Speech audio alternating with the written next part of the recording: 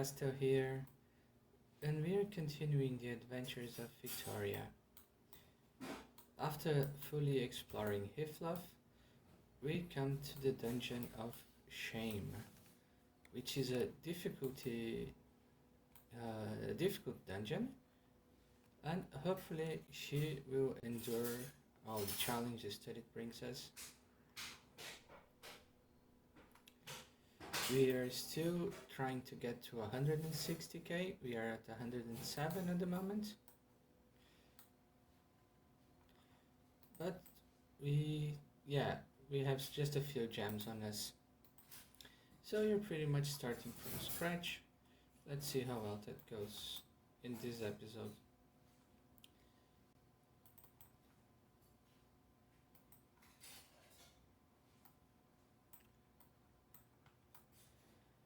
I also learned a little bit of how OBS works, which should make the audio a little bit better.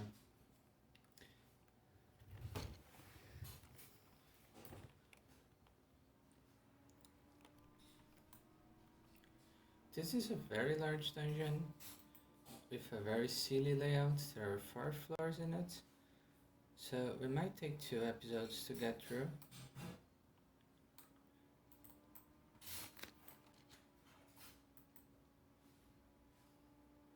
But as far as difficulty goes, I don't think we will have too much of a problem.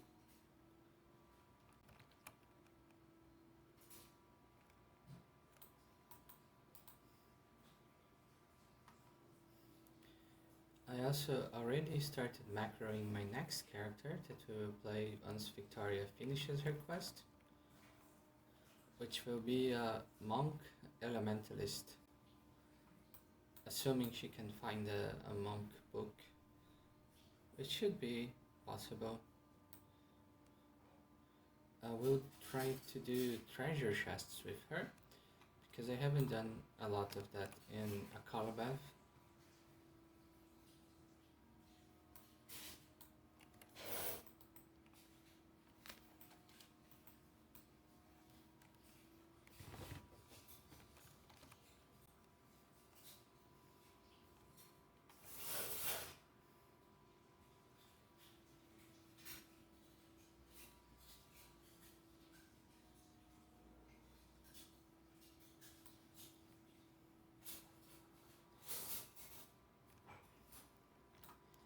I also noticed it today that we are getting close to 20 subscribers, which might not sound like much, but it's probably a significant portion of the Adventures of Akalabeth community, which is very amusing to me.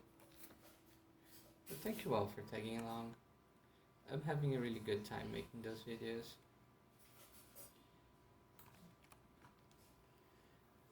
I did a few changes in the lighting settings in the game, so it's a bit darker and easier in the eyes now.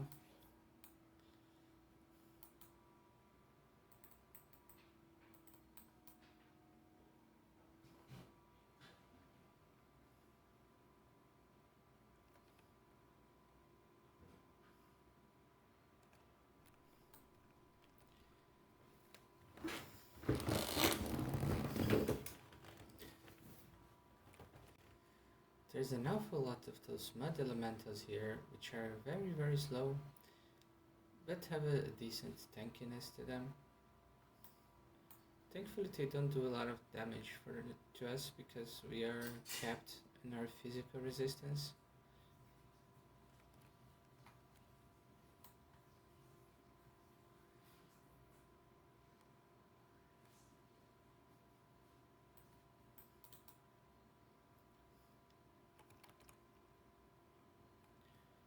This is a gate to the second floor, but I would like to take a look around a little bit more.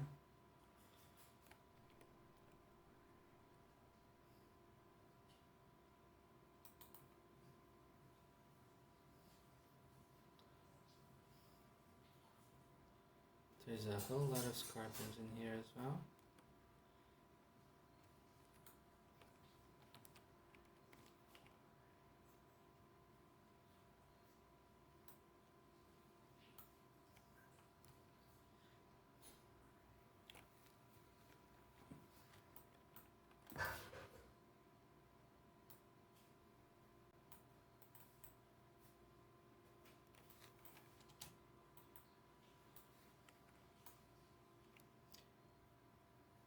And we're getting to the point where the focus skill is not going to be making a lot of difference to us.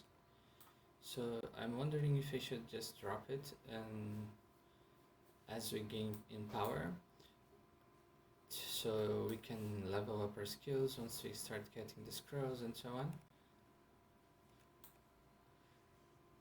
Or if we can add a different skill altogether to our build. Depending on the artifacts we can get a lot of bonuses. So that might mean us being able to drop a few points in tactics and parry and so on, in order to fit something new in the build. We could go for camping, so we can have a easy place to retreat and store loot, so we can explore the big dungeons without a lot of issues. We could also maybe add lockpicking, so we don't leave loot behind on the fancier dungeons, and are not dependent on finding bottles of acid to open the trapdoors.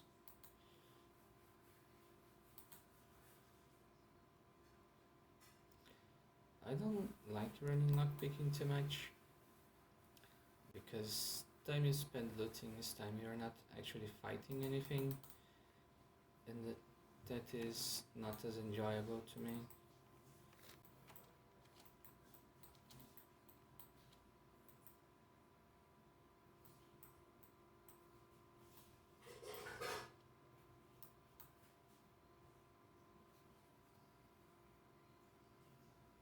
Oh, this is kind of nice.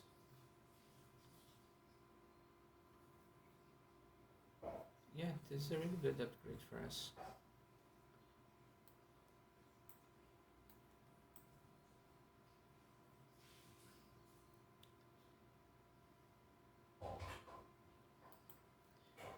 We are capped in defense chance increase and have a little bit in hit chance increase. It should be our priority as far as stats go once we start getting more gear.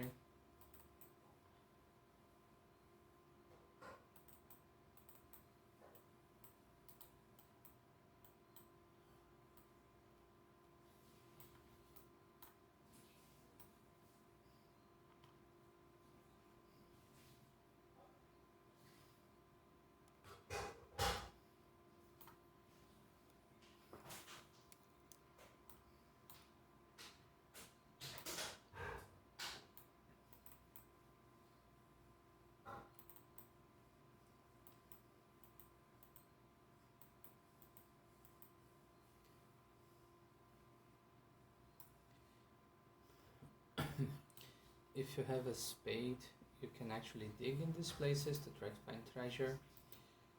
I did it a bit on my necromancer, but after I found there are hordes of ravenous and that. They don't even drop loot when you kill them, so I don't enjoy this mechanic very much.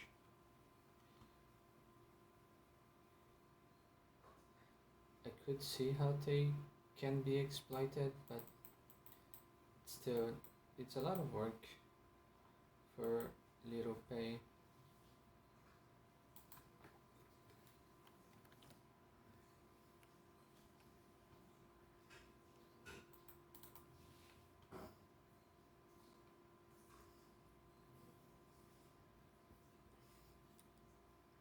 The good thing about digging the graves, of course, is that lowers your karma, which might be something you are interested in doing for an evil playthrough. And something else to consider is if people actually see you digging graves, you turn grey, like they report you as a criminal, which is understandable. Not that I know why someone would be buried here in this dungeon full of spartans and elementals, but what do I know?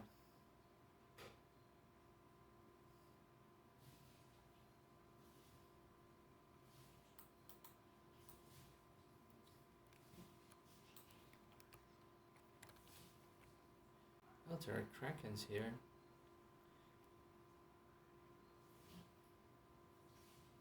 We will ignore them because once they get to low health, they will flee and we can't actually catch up to them.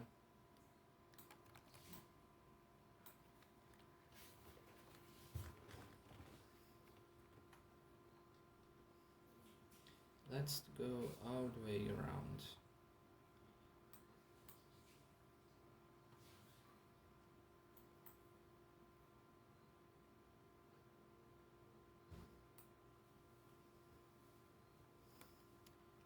I'm also on the monk character term training. I will add seafaring, which is fishing, and do a lot of stuff in boats with her and see how she does for that.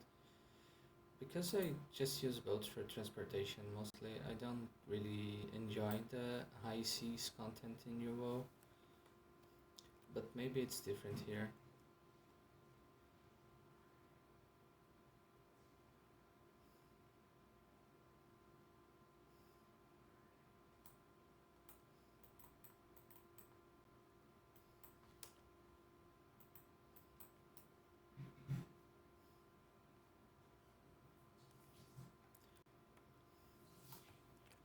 There's a whole lot of random campfires around. I think that a lot of this game was made with the intention of being played in low lighting settings, so we were unintentionally robbing ourselves of the experience of seeing how those places should look like, which is a shame.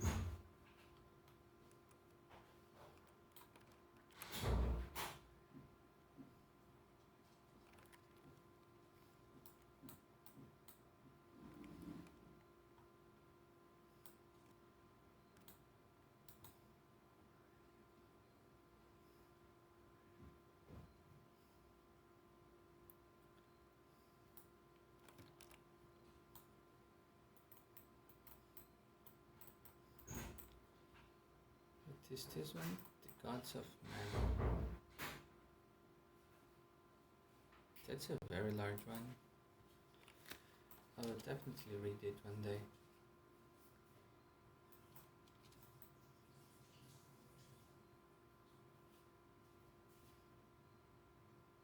The Hobbit and the Goblets. That's adorable.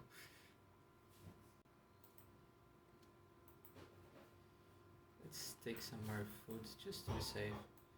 I know we have a lot of water and now a lot of food on us, but it doesn't weigh that much.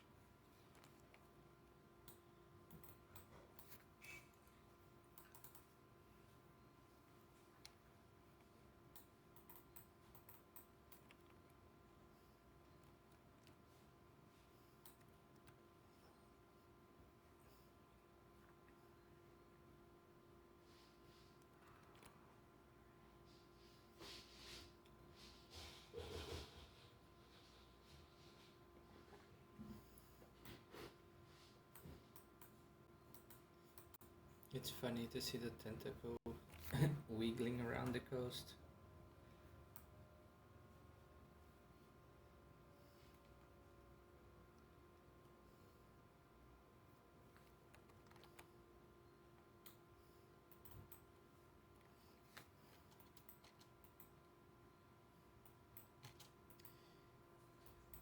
I'm also going to be going a little slower than I was going previously in Hitler because I decided to speed up a little more than I should be comfortable with, and I ended up dying. Bottle of black cat hair. Who the fuck would want this? Anyway, so let's take our time. Back when we were starting the series, we went really slowly and things were going really smoothly for us.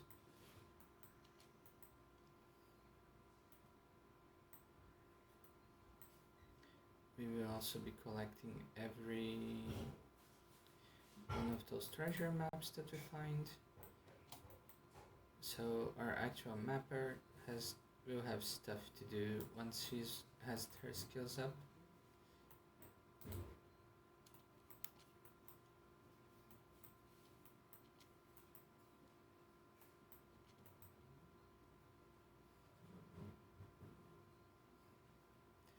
Oh, this is something that we can use for putting embalmed creatures into our house, like defeated enemies and something. Like we defeat them, we click on the corpse, and we get some nice decoration out of it.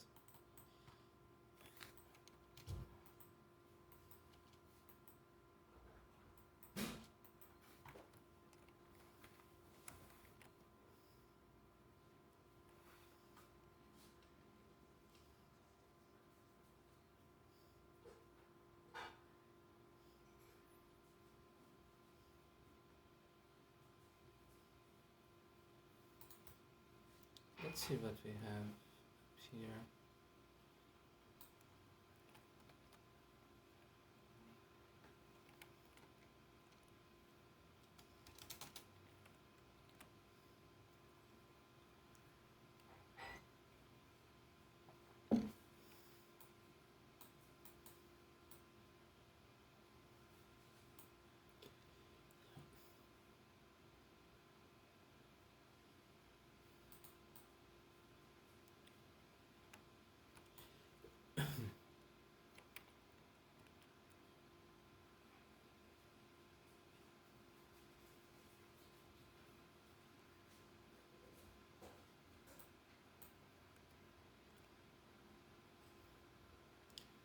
Oh wow,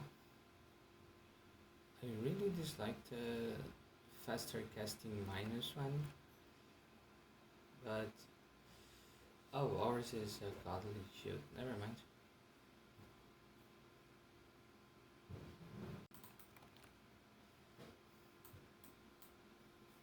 Like it had two good rows, but ours has few amazing rows.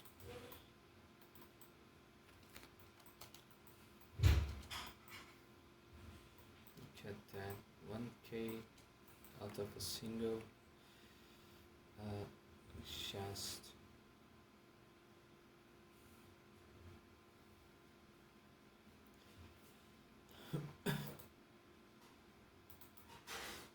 I'm also on the lookout for a good set of pugilist gloves for my future monk.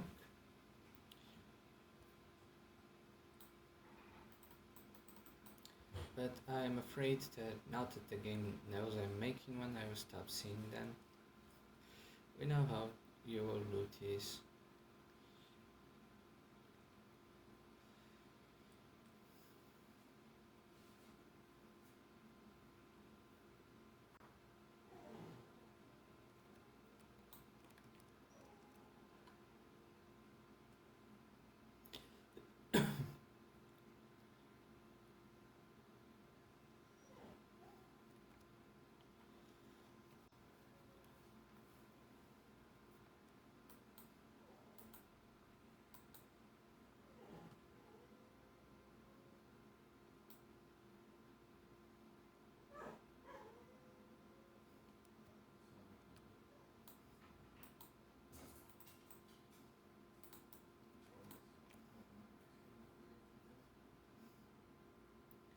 Yeah, if we had a bow, we would definitely be able to take them down.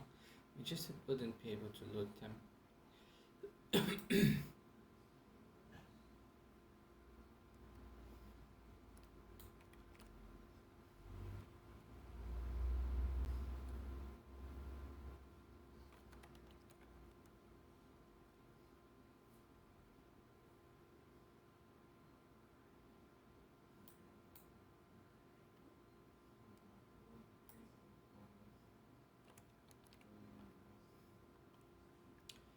And there we have the entrance to the third floor.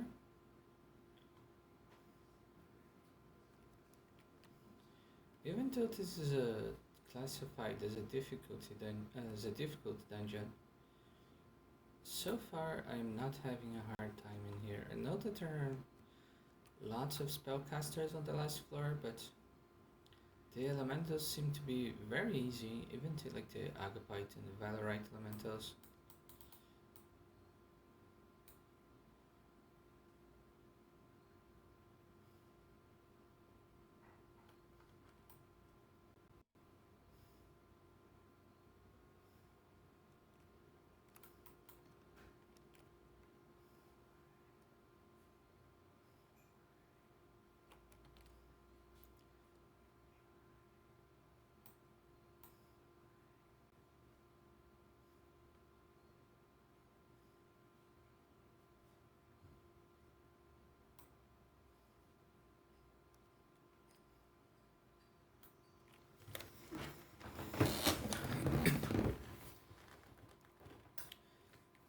what I was thinking for my monk elementalist character is that you have like four elements: fire, air, earth, and water, and you focus your spells to one of them, and then like you have your spell book, and you can have like a fire spell book, a water spell book, and so on, and you can change them when you want to. There's a special guild that you go to do this by casting a spell. So it feels a lot like the characters from the Avatar cartoon. If you are like an actual fist fighter that does this, like I have some kung fu and I have some water magic, for instance, and that was really amusing to me.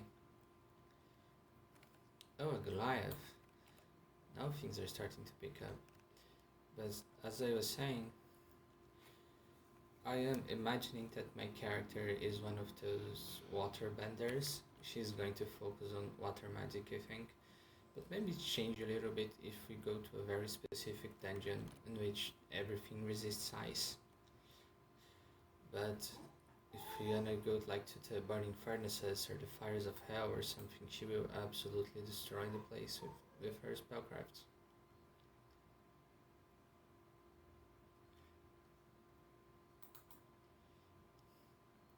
So we can go to two different directions here. Let's go to this one first. And look at that, we are at almost 4k gold. A blood elemental.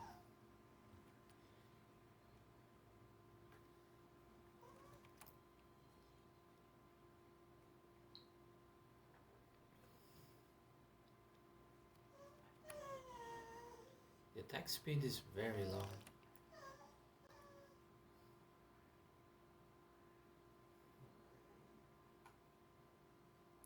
I mean, their attack speed.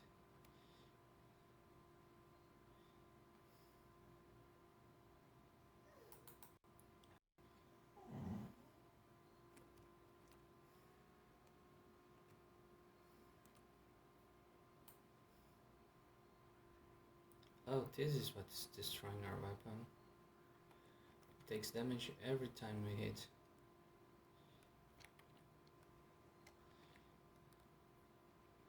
Yes, this is very sad.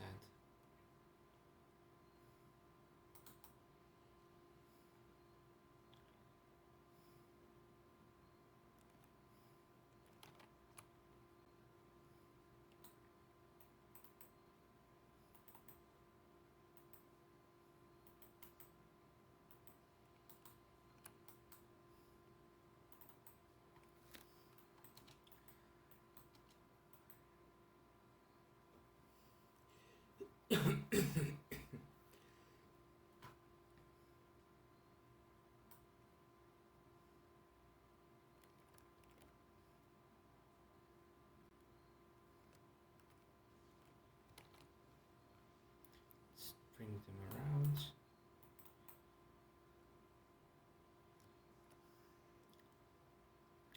Unfortunately, unless it's the extremely rare ones, it looks like cloth isn't really worth much.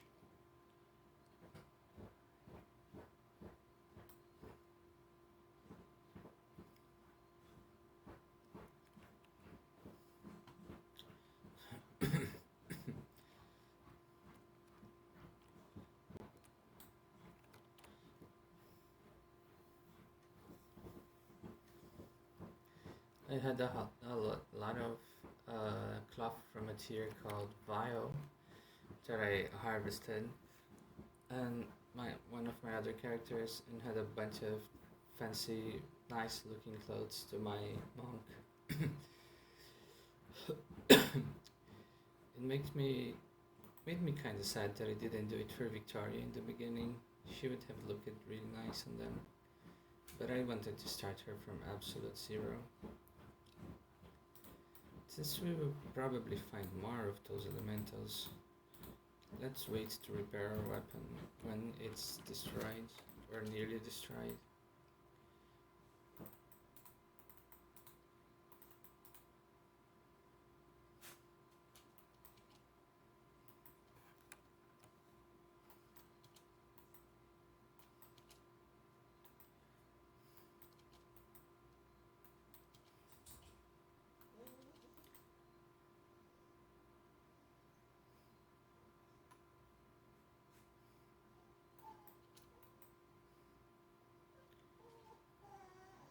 If you can hear my puppy in the background, he's not malnourished or suffering or anything. He's just extremely needy and he doesn't like to hear me talking when I'm not talking to him. He has two mummies that were made him very, very unused to the norms of civilization.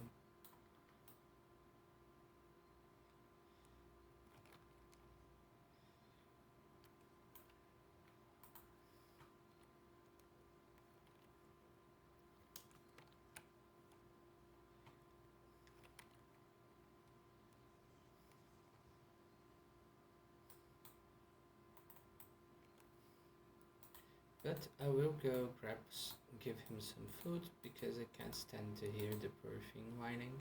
And also get some water for myself. We'll be back in a minute.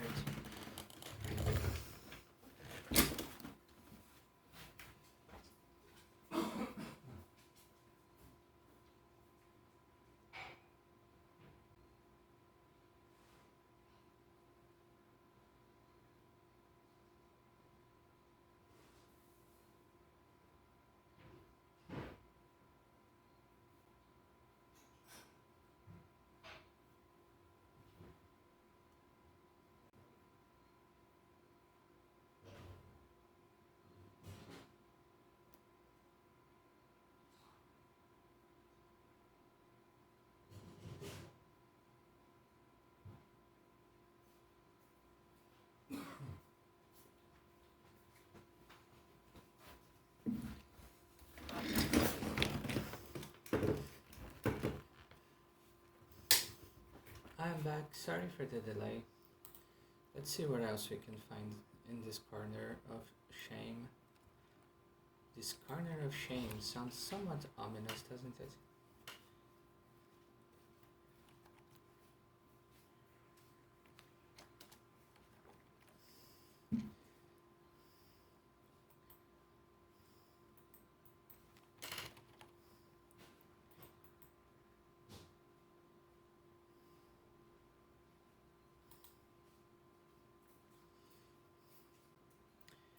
For some reason, I am activating my chat. Oh, but, I am activating my chat much more often than I want to. Don't really know what's triggering it, but sometimes I just can't cast my spells because the chat is open, even though I have it set to only open when I press the enter key.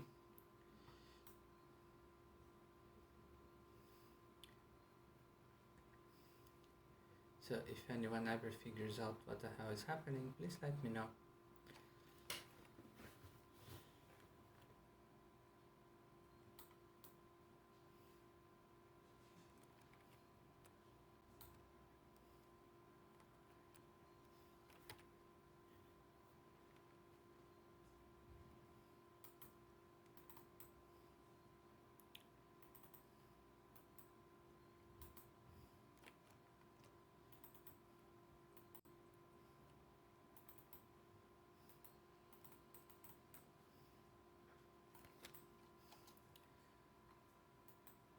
You're still not taking the copper because of the weight, even if it's like a large amount like this. Maybe it's only if it's a large amount like this, we can always drop it later, I guess. But it's like 70 pounds worth of copper in this for about 1k gold. It's a sad trade-off.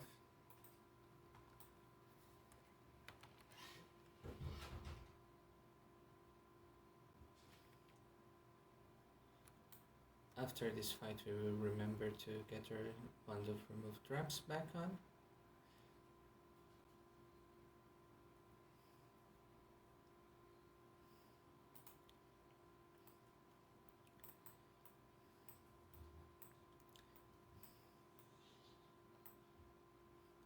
You should set a hotkey to automate this.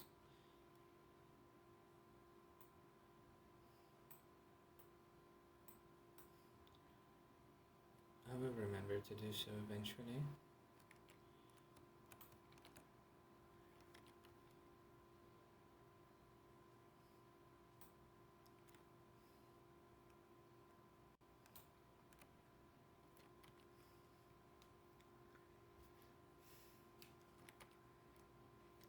Lights are very tanky, especially since we don't have armor ignore, but the consecrate weapon allows us to hit for whatever their weakness is, which makes this very manageable.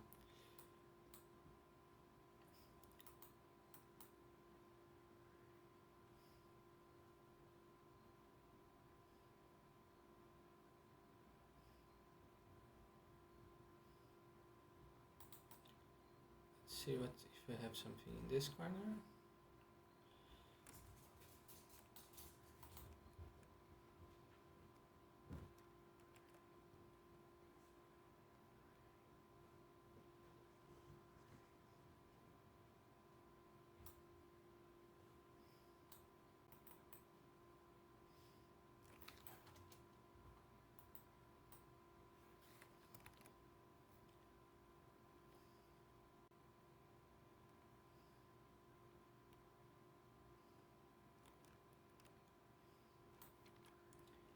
Yeah, this is probably the last enemy in this part of the dungeon.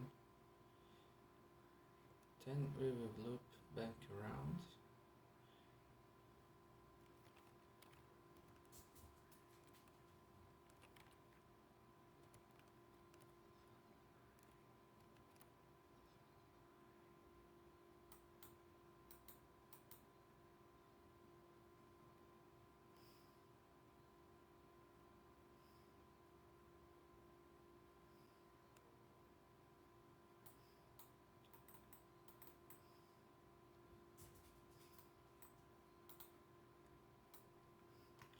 I think we found most of the very common books so far that exist in the game.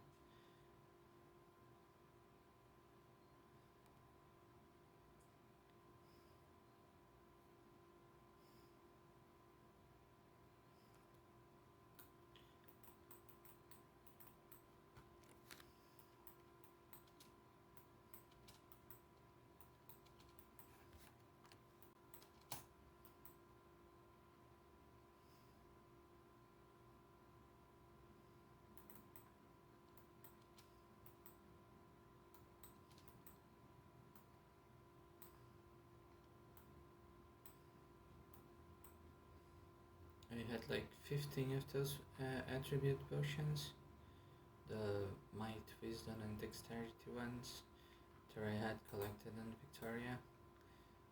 I would have to remember to give them all to my monk to make training much easier.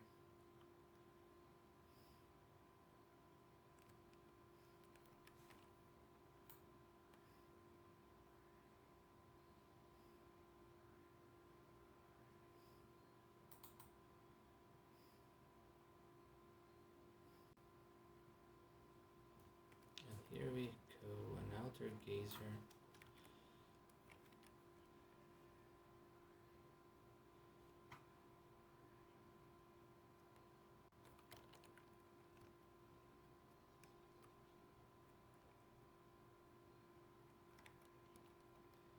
You seem to be having a hard time hitting it.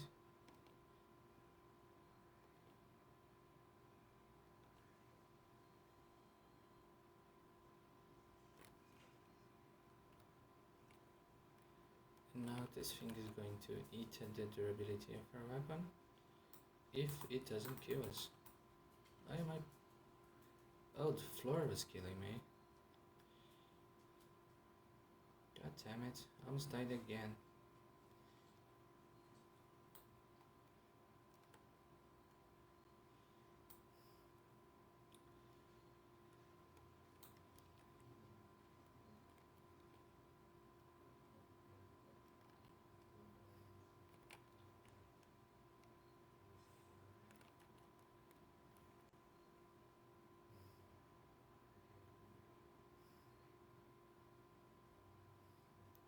So even though it's not that hard, you can definitely still die if you get careless. So play better than I do if you are coming to this place.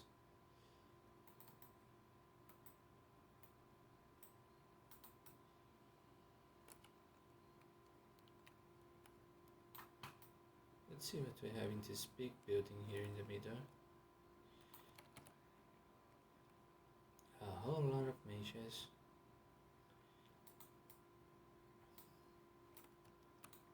And the trapdoor on the back. They're very squishy, but you should always respect them. When I was learning this game, half my deaths were to mages. The other half were to bullshit traps.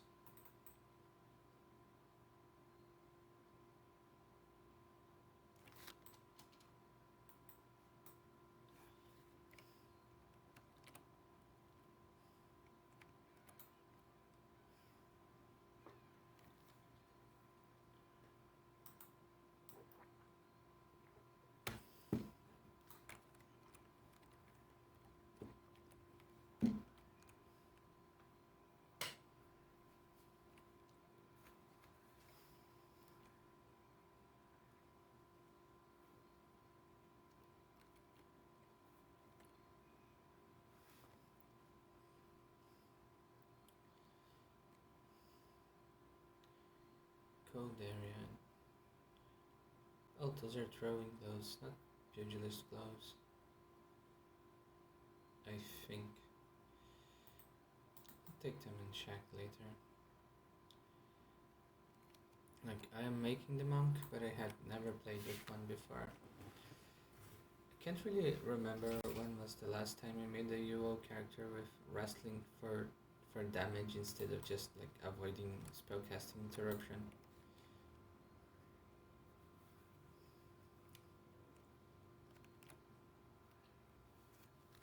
I don't think I ever did that, come to think of it right now.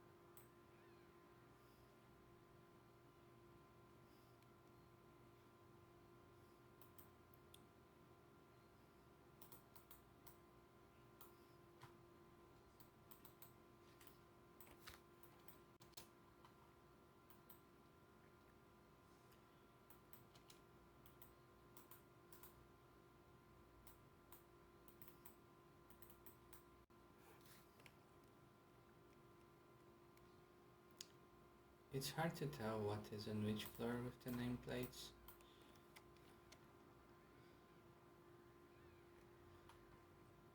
So, because sometimes, because you will be seeing the names of the containers, but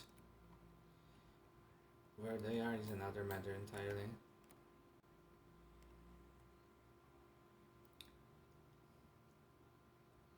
So you could like turn your circle of transparency on.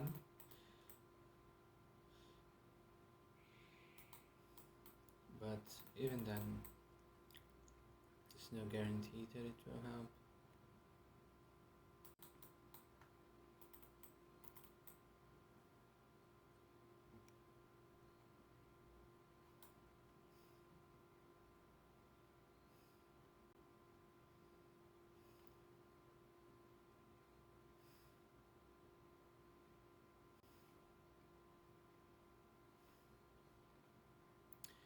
So this seems to be a really large room with a whole lot of chests, a whole lot of mages, and not much else to it, which is fine.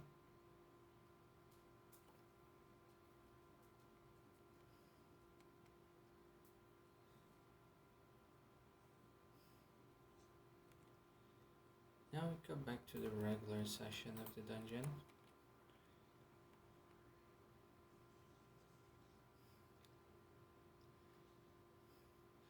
we already have more than 5k with us.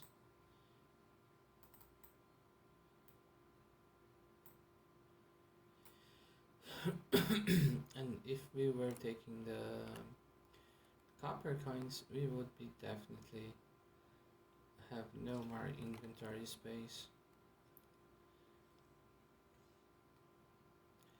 I wonder if you can code this like in Outlands, where having camping allows you to carry more gear.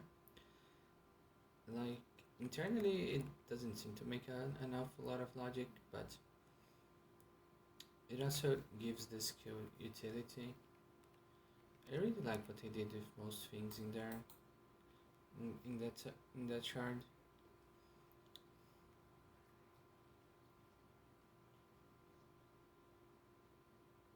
But playing with other people is not something I enjoy very much.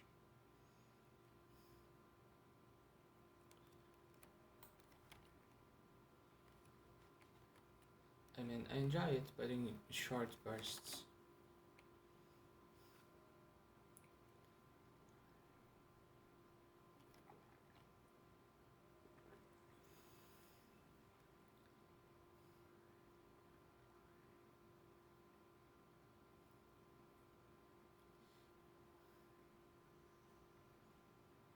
So Akalabeth is the perfect thing for me. If I actually wanted to invite my friends over, I could. And it's very easy to set up a multiplayer environment for it. All you gotta know how to do is access your router and do some port forwarding.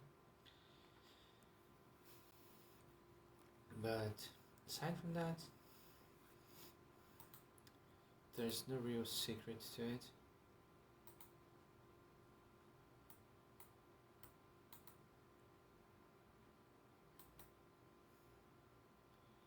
There's another room here, possibly filled with mages. Let's check this place.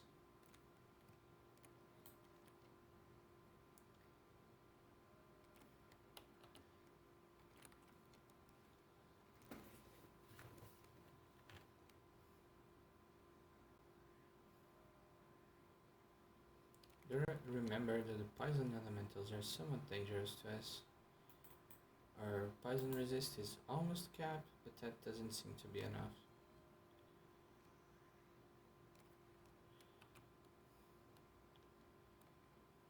Will we die here? Maybe I should grab some potions.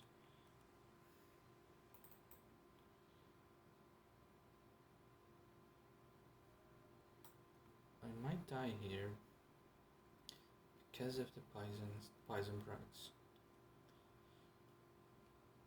What paralyzed me?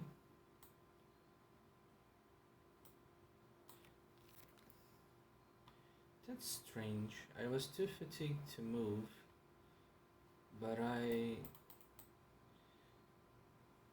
yeah, I don't get this. My weight wasn't gone. Did he drain my stamina?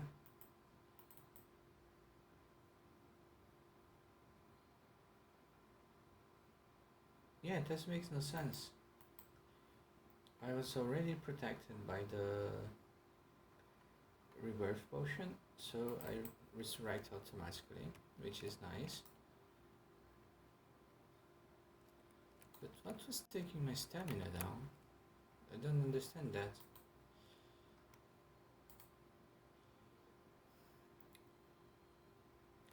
We have two more of those get out of jail for free cards.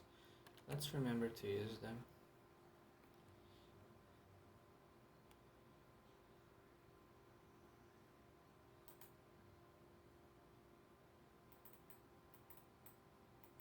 So that's our death number 4.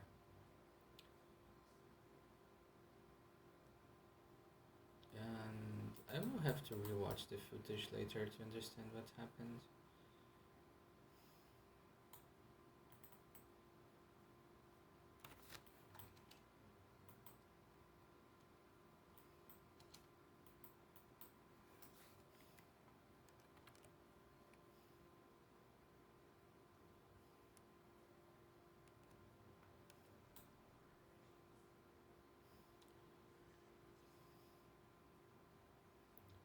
here we have the portal to the next level.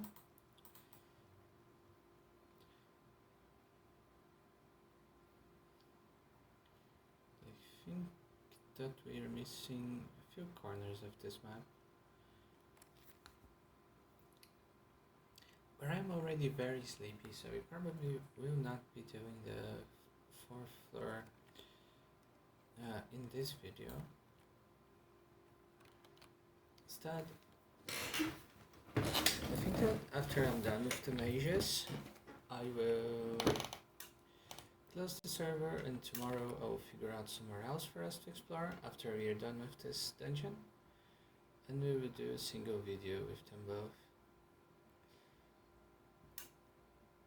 I would like to have like the entire dungeon in a single video, but I think I'm going to die again due to being sleepy, and I don't want that to happen. Victoria deserves better.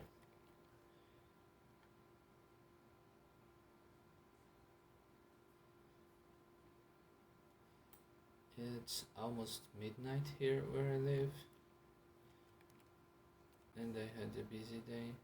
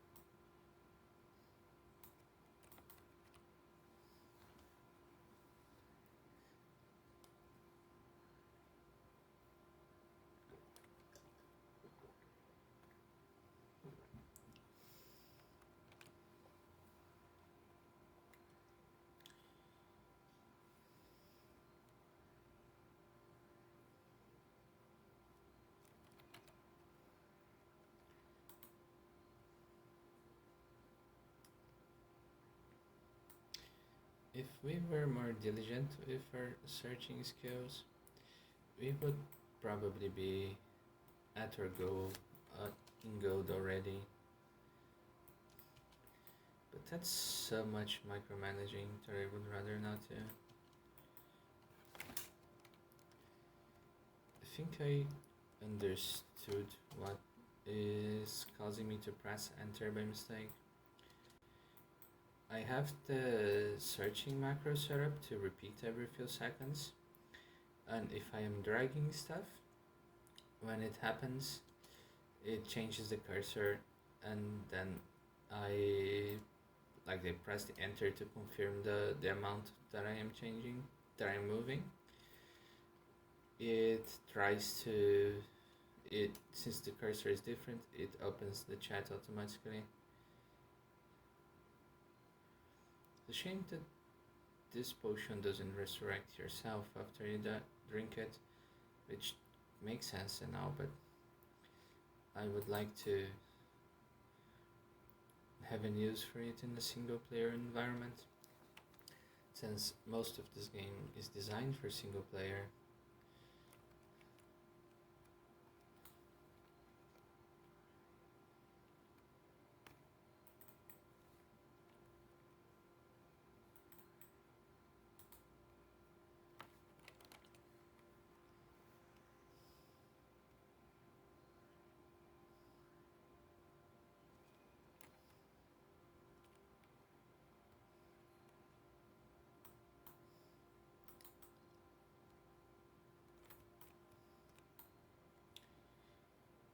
So I don't remember if I mentioned,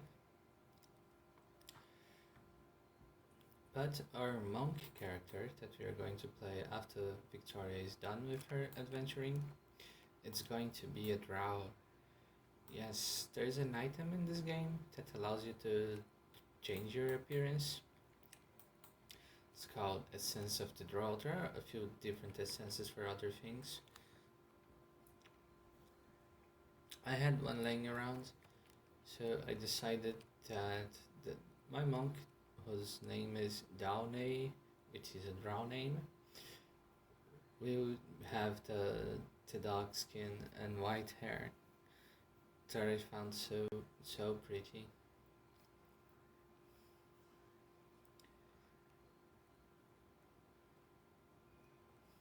I'll probably showcase her in the next episode since she will be macroing something.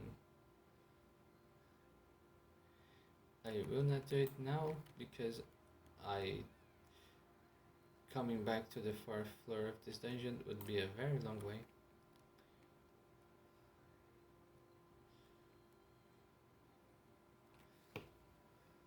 Oh wow, a lot of elementals. They're gone.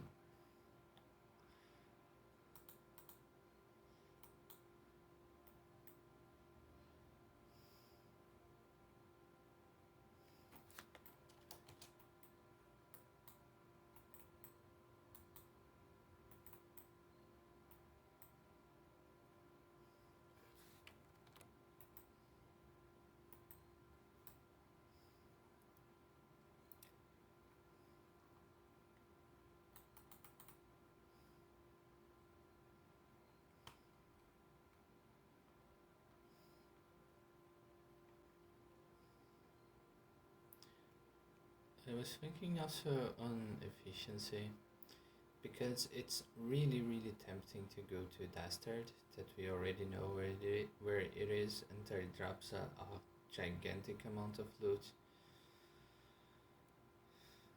But maybe Victoria would enjoy exploring different lands a little bit more. So I know that there are a few dungeons in Cesaria that we are missing, and there's definitely a gigantic amount of dungeons here in Lodoria that we are missing. So I'll probably still keep searching for things for us to do that we haven't done before. It's not like we will run out of content eventually.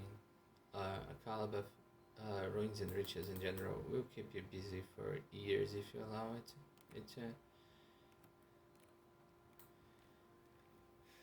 One thing that I was thinking about, and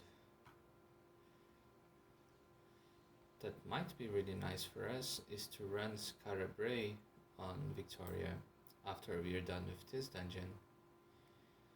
Scarabray is a very long quest line. In a good character, it takes me like 2.5 hours to do. In Victoria, it would probably take me 3.5 or maybe 4. But it's so much fun, and it gives you a few artifacts that you can use. It's if you're unfamiliar with it, it's a big quest line based on an old game called The Bard's Tale, which is one of the favorites of the creator of the original Ruins and Riches mod, Jervy. So there are lots of Easter eggs for that game, a lot of stuff for you to find, and interesting drops. You get like 2 or 3 artifacts out of it, not extremely fancy ones, but functional ones. The main opponent of that whole quest line is a mage, and he will drop you some nice robes if you're playing a mage as well.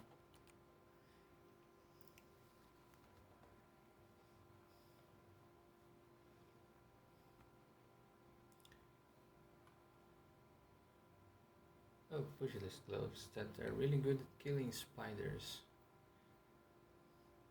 Let's take it, why not? We might have a use for it on our monk. Oh, oh wow! Wow! We got ourselves an artifact sword out of a random monster. The Stormbringer. Humanoid assassination, really good in Ludaria because of the amount of throught that we have in here.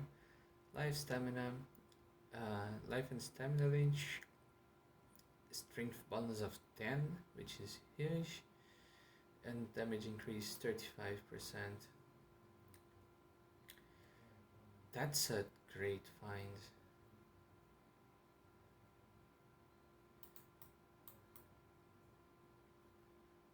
And very unexpected as well. Like a little elemental here in the corner of the map that I was thinking about not even fighting because of the weapon durability. How much luck do we even have? We have 240 luck, 200 of which are by our armor. So yeah, we got very lucky here. That's so nice.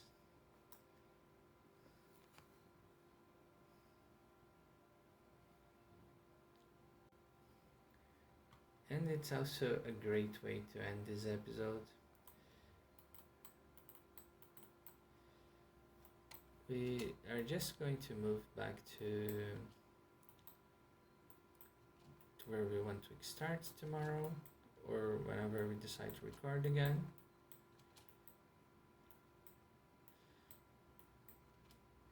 And grab these gems while we are at it.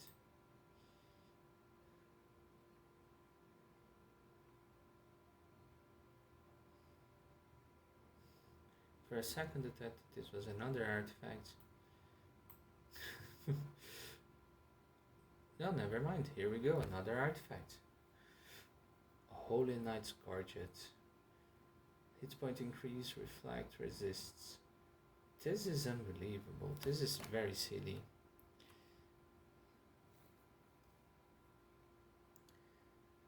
Our amulet has defense chance increase. Yes, our amulet is better overall.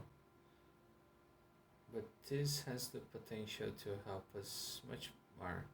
Reflect physical damage is not something that we are too concerned about. Let's see how our resists are looking now. We need 10 cold, 5 poison, and we are still capped for defense chance increase. That's crazy. What else did we lose? 8 points in healing, which hurts. And some minor things. So let's enchant our Gorget. And it's a Holy Knight Gorget, which is very on theme for Victoria. Let's fix our resists first. We need 5 poison and 10 cold. And looking at our stats right now, we could get hit chance increase with the remaining points.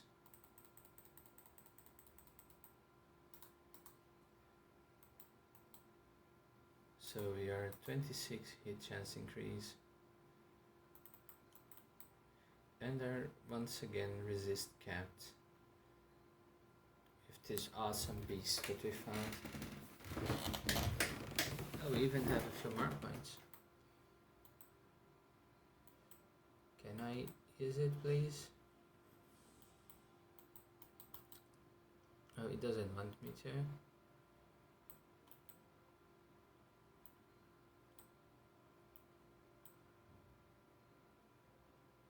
Oh, it's hit point increase, never mind.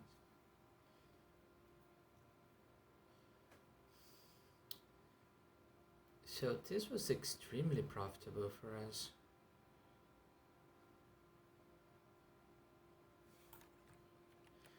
Maybe we can even find someone that actually buys this sword and get a lot of money out of it. I don't usually sell my artifacts, but I never know when I am going to use it in other character.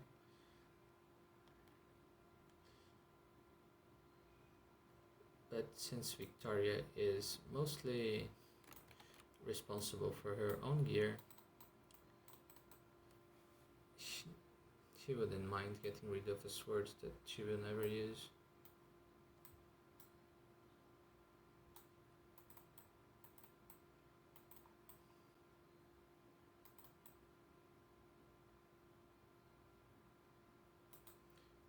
As you can see now, I'm going to check everything we find. very carefully.